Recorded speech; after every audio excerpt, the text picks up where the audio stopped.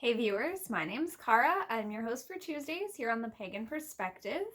And this week we're celebrating the new calendar year, talking about any goals or intentions for the new year, and just kind of what's going on in our lives, and maybe specifically what we are reading or studying or what we're into.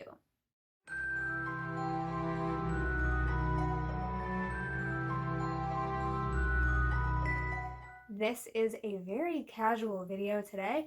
I am upstairs and the lighting is harsh and weird. The shadows are crazy and it's cold up here, so I'm wearing a blanket.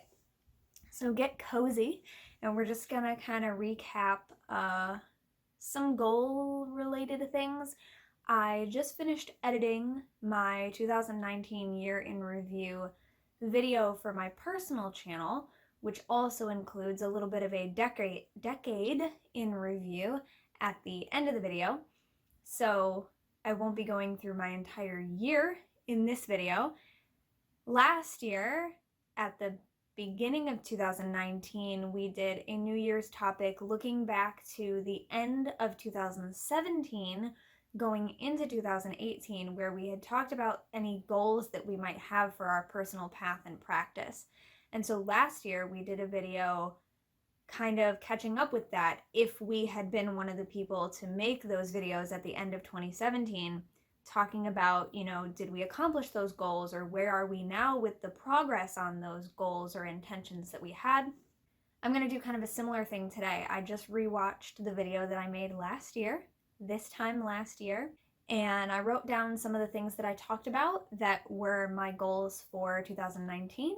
And the first thing I would like to say is that I had forgotten a lot of the stuff that I said were my goals. So probably would help to write those things down maybe and keep them posted somewhere, because there were definitely some goals that were at the forefront of my mind so much that I didn't need to be reminded of them by having them written down. I just knew them, and they are things that I worked on throughout the course of 2019. But then there were other things that I had kind of forgotten that I said I would have liked to do, and with everything else, just kind of forget those things, and maybe I could have done some things differently if I had remembered.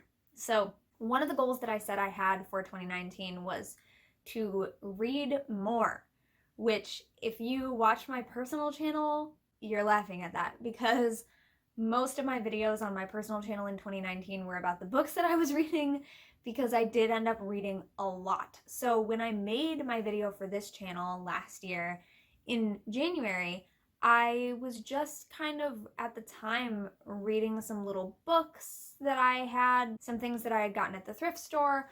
I mentioned that I have a pile of books that I own that I had never read, and I wanted to read some of those throughout 2019, which I did. I did read a couple of those books, perhaps not as many as I could have. I'm gonna try to do some more of those this year. But in March, I decided that as part of my building community goals, which I also talked about, working on developing community within the reclaiming tradition of witchcraft in my home state of Ohio, as part of that, I wanted to read a bunch of the material that was out there by reclaiming authors, reclaiming teachers, things that they had written. So a new book came out, Elements of Magic, which was edited by Jane Meredith and Gade Parma, two Australian witches who are involved with reclaiming and are teachers in the tradition. That came out, and I read that and did a review video for my personal channel on that sort of in the middle of the year. But before that even, I had just decided I was going to start with Starhawk's books, because Starhawk wrote The Spiral Dance, which was kind of the first book to come out of the Reclaiming Collective and the work that they were doing, and then that gradually developed into what is the Reclaiming tradition today, and it has changed a lot and progressed and grown and evolved over the decades since they started doing things together, since that first book came out. So I decided just to start with all Starhawk's books, and I don't currently have a budget for books, so luckily, we have a pretty good public library system here in the Cleveland area, and my partner works there. So I just asked my partner one day when they were at work to please look up in the system for me the author, Starhawk, and place an order for me of any Starhawk book that was available in the library system that I do not already own, because the ones I own I've already read, and obviously I own them, so we didn't have to get them from the library. So I already had and had read Spiral Dance, The 12 Wild Swans, and Circle Round, which that one was co-authored with Diane Baker and Anne Hill. 12 Wild Swans was co-authored with Hilary Valentine. So I already had those. But yeah, then my criteria was just get me anything by Starhawk that the library has that I don't already have. And I had no idea how many books that would be. When they started coming in from the different libraries, I ended up with a stack. I had forgotten at the time that Starhawk also wrote fiction. So a couple of her fiction books were in there as well. Yeah, there's lots of videos on my personal channel of all of those books, and just talking about the fact that I was reading all of those books. But that's a goal that I set for myself for 2019 in about March.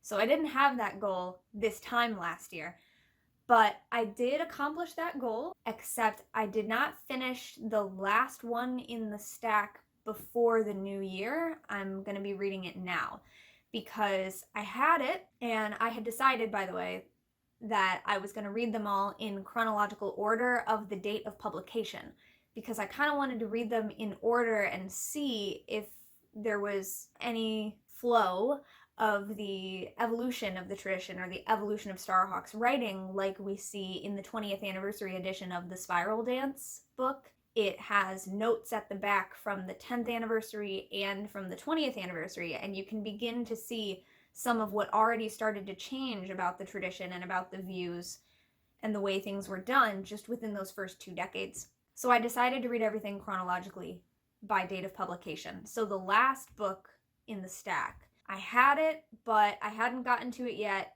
It had to go back to the library. So I sent it back to the library. And so I reordered the last book in November so that I could read it in December. And my plan was to finish it before the end of 2019, before New Year's. But it took a long time to come back in from the library, which was unusual.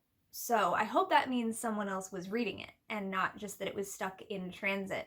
Because usually it only took a few days to come in. But this time it took over a month to come in. It didn't come back in until like December 29th or something like that. So I was like, well, I guess that'll just be one of the first books I read in 2020. So that is up next for me to read. And I'm also reading 8 Sabbats for Witches by Janet and Stuart Ferrer, which I only just learned recently is how you say their last name. And once I was told that made total sense to me because they lived in Ireland. And as I'm reading 8 Sabbats, they're talking about living in Ireland and how they use the Irish names for the Sabbats because that's where they live and those are the traditional names in that area. So Ferrer makes more sense. Yeah.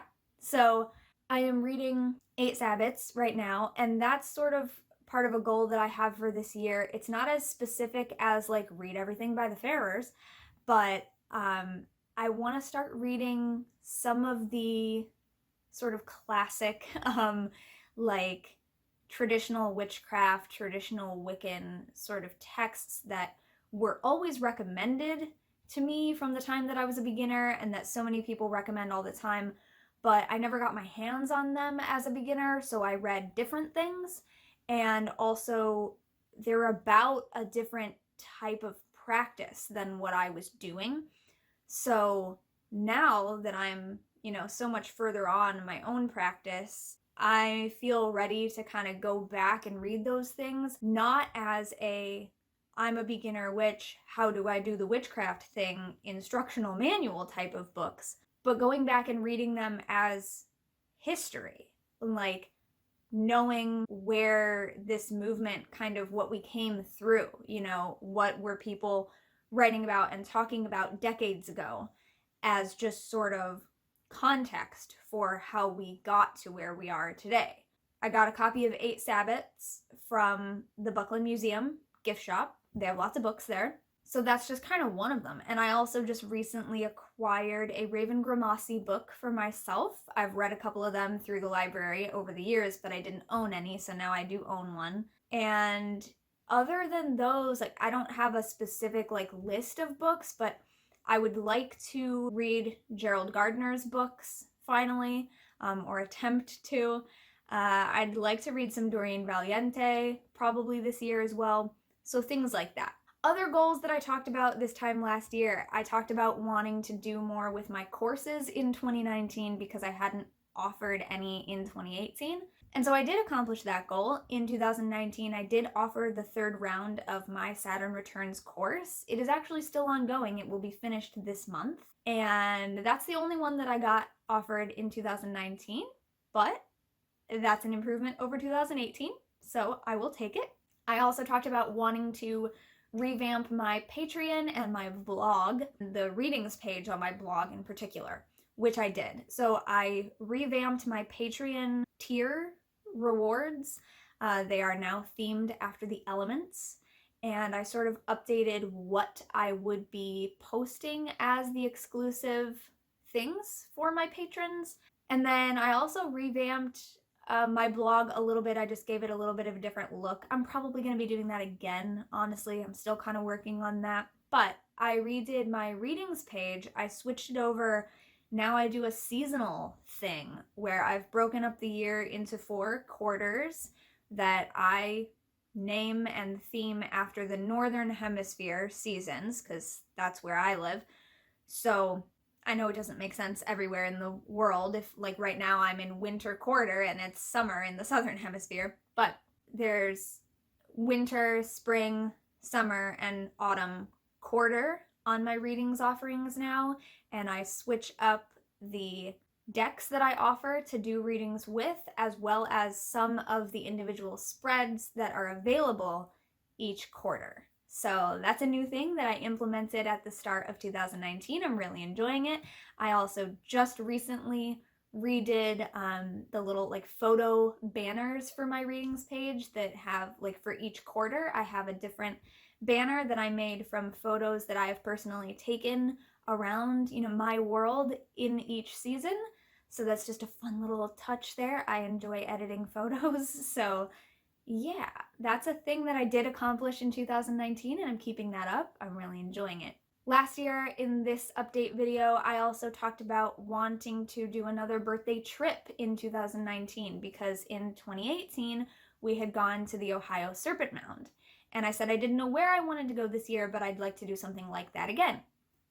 Well, we didn't do that. And that's one of the things that I forgot that I wanted to do, because instead what we did was we went to the Cleveland Botanical Gardens, which is what we did for my birthday in 2017.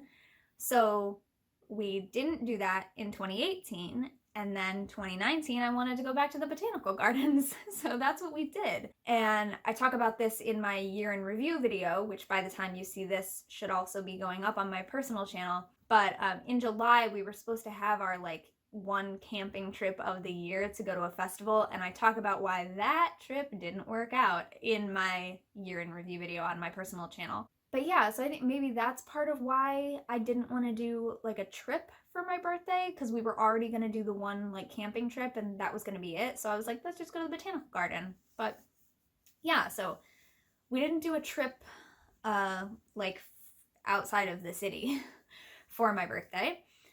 And then I also had said that in 2019 I wanted to start setting up my altars again, because I hadn't been doing that, my altars around my house, for the previous couple of years. And I kind of did that, and I kind of didn't.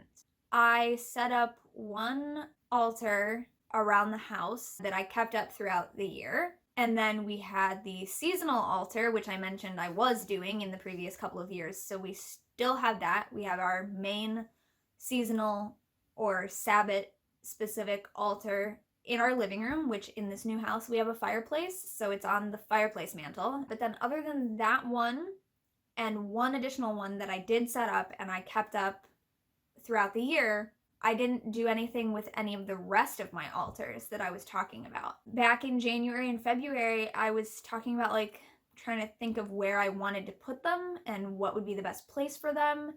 And I just sort of never determined what the best place would be. And so I never did it.